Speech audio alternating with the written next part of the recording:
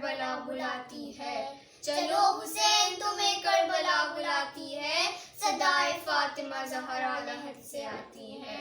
28 رجب وہ تاریخ جس دن میرے مولا حسین مدینے سے کربلا کی طرف روانہ ہوئے تھے۔ جی ہاں، جب میرے مولا کربلا کی طرف روانہ ہوئے تو کس شان سے میرے مولا نے سفر کی تیاری کی تھی؟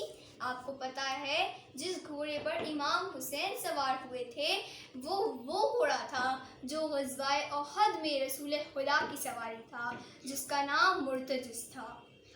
اور اسی گھوڑے پر جنگ صفین میں مولا علی سوار ہوئے تھے، اور آج 28 رجب کو امام حسین سوار ہوئے ہیں۔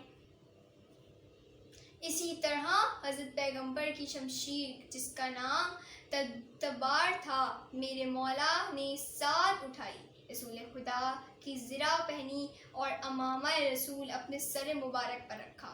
کیا شان تھی میرے مولا کی روانگی کی!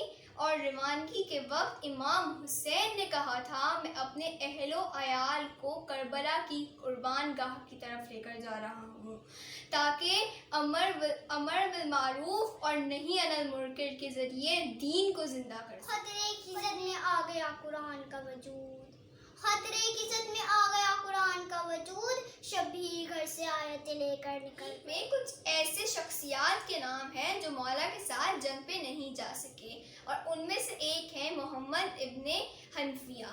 اور وہ کیوں نہیں جا سکے؟ وہ اس لیے جا سکے وہ جہاد کی قدرت نہیں رکھتے تھے، اور امام حسین نے خود انہیں وصیت نامہ دیا تھا۔ کیا آپ کو بھی کوئی ایسے شخص کا نام پتا ہے جو مولا کے ساتھ جنگ پہ نہیں جا سکے؟ جی ہاں، مجھے بھی ایک نام پتا ہے، وہ نام ہے مختار سقفی۔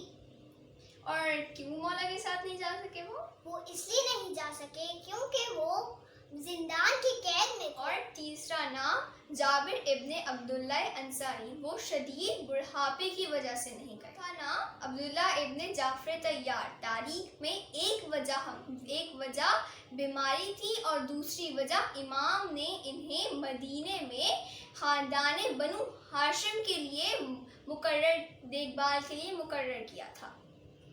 اور ان تمام تیاریوں کے ساتھ میرے مولا 28 رجب کو مدینے سے روانہ۔ نانا تیرے کرم کے خزانے کی خیر ہو، نانا تیرے کرم کے خزانے کی خیر ہو، دے بھی مجھ کو اپنے مدینے کی خیر ہو۔ میں جا رہا ہوں چھوڑ کے آنکھوں کے چین کو، میں جا رہا ہوں چھوڑ کے آنکھوں کے چین کو، اٹھ کر گلے لگائیے اپنے حسین کو۔